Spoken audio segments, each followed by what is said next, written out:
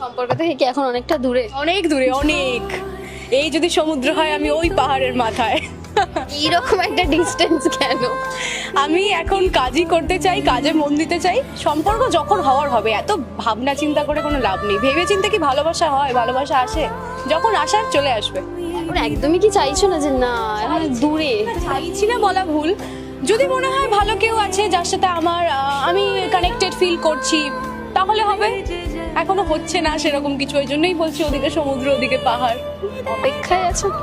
Definitely. কি, আমিও তো প্রেমে পড়তে চাই, ভালোবাসতে চাই, কারণ আমি বিয়ে করা নিয়ে আমার বিশাল একটা স্বপ্ন আছে। আমি বিশ্বাস করি বিয়ে করা, সম্পর্ক, এগুলো আমি খুব মানি। আর এগুলো নিয়ে আমার ছোটবেলা থেকেই, মানে এখন থেকে না, আমি যখন ক্লাস 10-11-এ পড়তাম আমি ভাবতাম যে এই টাকাটা এরকম করে জমিয়ে রাখবো, আমি এরকম ভাবে বড় করে বিয়ে করব।